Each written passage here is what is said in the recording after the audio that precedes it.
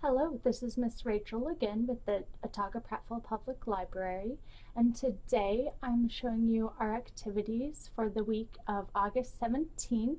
We're going to start with the Teen and Tween STEM activity, Rapunzel's Rescue. So the first thing we're going to need is this kit right here. This kit has both of our Rapunzel activities, the rescue STEM for today, the 17th, and the craft that goes along with our character day on the 20th. So for the STEM activity that I'm showing you all today, here's what you'll need to take out. Open up your baggie. We're going to leave the blue paper in, and we're going to take out 2 tubes. These are going to be Rapunzel's tower. And we're going to take out our marble. Please do be careful, parents, if you have young children, that you keep good track of this marble so that the kiddos don't choke on it. And then we're going to take all of our flat due date cards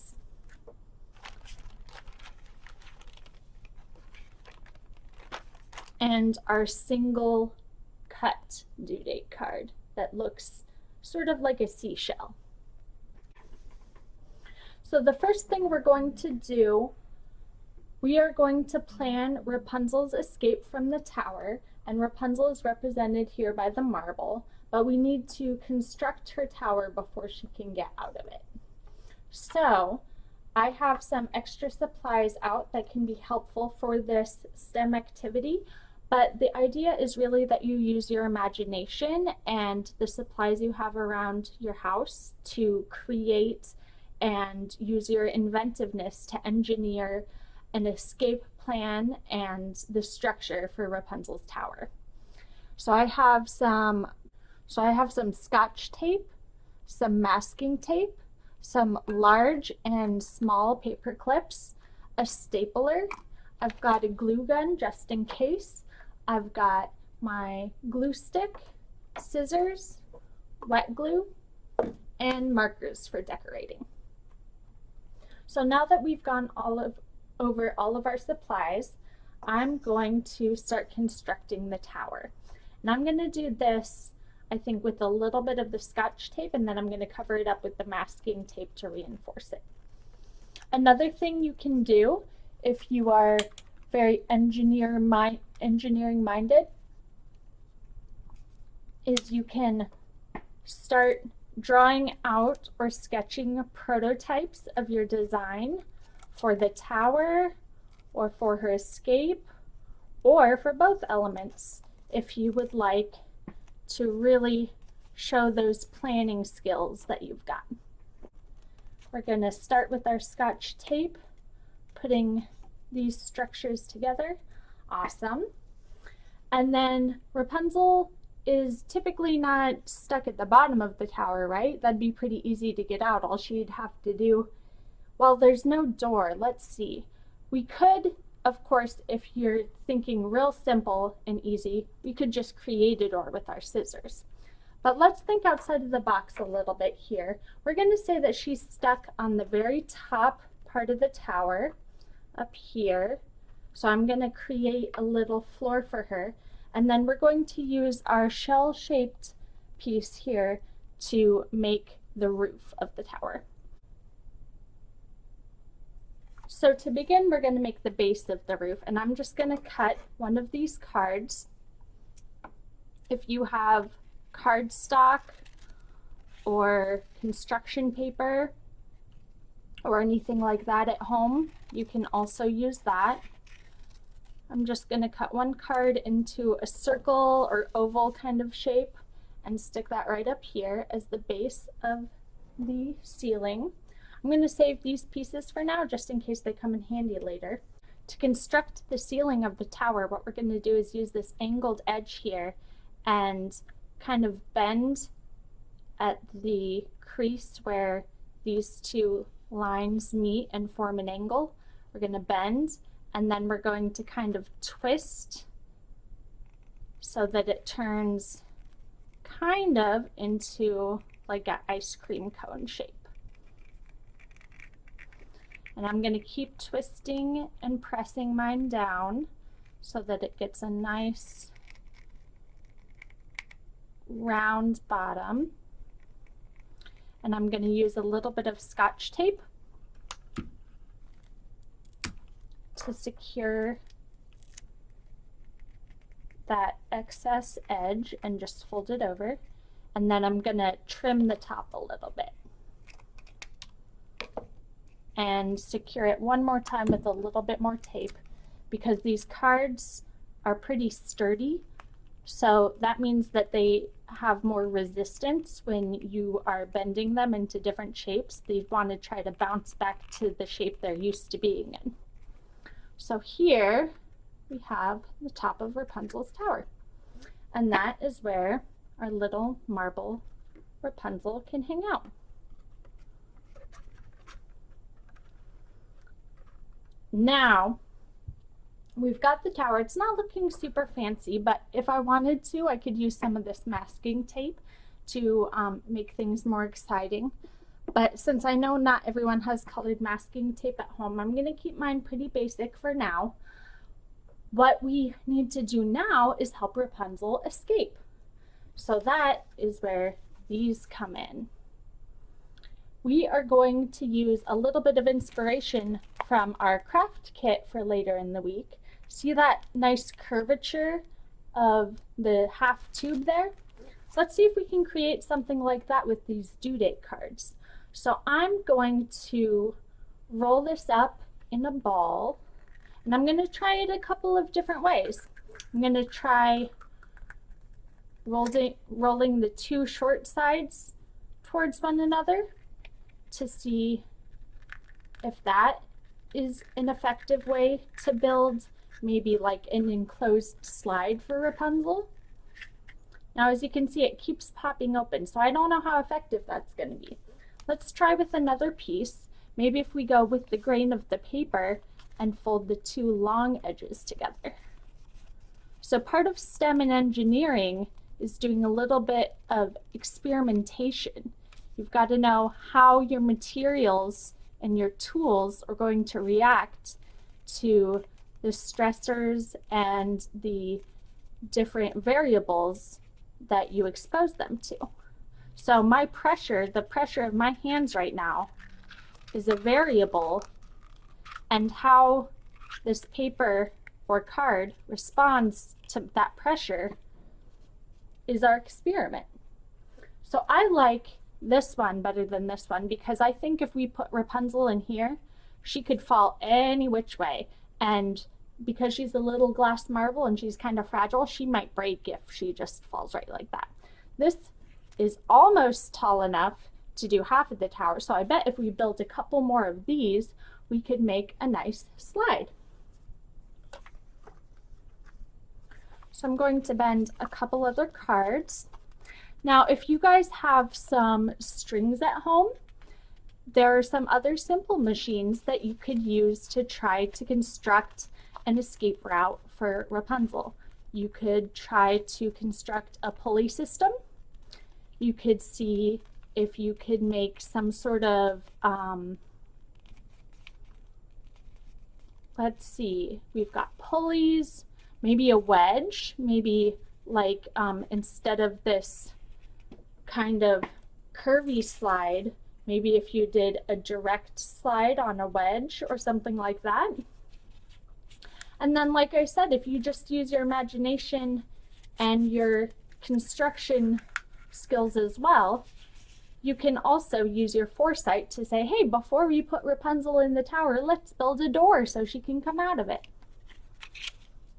But that's not how the story goes, is it? So I'm going to make one more of these. And I'm still a little worried, looking at this, that our fragile little Rapunzel might get a little crack in the marble if we just send her straight down this little chute. Because her velocity, which is how quickly she's moving along with gravity, her velocity as she exits the top of the tower is going to go faster and faster as she goes down, and by the time she hits the desk, she's going pretty fast. So we don't want the force of the still table versus the velocity of her coming down with gravity to break anything. So my thought is maybe if I make a longer slide, see how this angle is a little bit less steep when my slide looks like, oops, see, look, Rapunzel fell. That's not healthy. Okay, we'll leave her off for a second while we're building our prototype. But see how when we've got this kind of short slide, A, it almost makes the tower tumble over, so we got to be careful about that. And B, it's a pretty steep angle. That would be like skiing on a double black diamond ski slope, right? That's super steep. So she's going to go down really, really fast. If we have a little bit more of a gradual angle, something that has a little bit more length to it, that will make the angle between the tower and the slide part a little bit closer to just a little bit more obtuse or more wide. And when the angle is wider, that will slow down Rapunzel's trajectory. So let's tape our slide together. I'm going to, again, just tape a little bit with Scotch tape here. And I think I might even add one more tier of the slide, because the other thing that's going to happen with the velocity of Rapunzel leaving the tower, if she leaves the tower in this slide right now, she is going to go all the way down, right? But she's still going to go pretty fast because of gravity.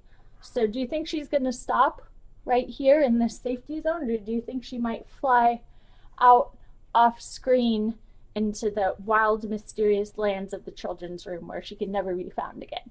We don't want that, right? So let's see if we can build some sort of buffer or something to help keep her safe and within the kingdom while she escapes. In fact, I think I've got it right here. So this original attempt at making a slide here, I can put this right here as like a buffer. And if I maybe make another one by folding my other card short end to short end and kind of curling it around a little bit, you can kind of roll it in your hand too to help loosen up the fibers of the paper. We can make a really big arc with just an itty bitty opening, and that way it's easy for Rapunzel to come into this little corral, but it's harder for her to escape. So let me show you what I mean. Let's move our scissors. Let's construct our full tower, and we're going to do a test with our tower. So we've got our tower, we've got the floor of Rapunzel's little room, and I'm actually, just to make it a little bit more secure for her, I put a little hole in there with my scissors, just a teeny little slit in the middle of the circle, and that kind of creates an indentation. So when I set this on the tower and set Rapunzel on top of it, she doesn't go rolling all over the place. Okay, we'll put our top on. We'll set our slide up. I'm going to hold this carefully with one hand, and we're going to put our little corral we've constructed all the way around the slide. Awesome. So now let's see what Rapunzel does in this test. We're going to bump her off the little dimple there, and woo! Okay, so she did go pretty fast. She bounced a little bit. That's what that sound was. And the corral broke open, so she could have gotten lost still. So I think our design still needs a little bit of work.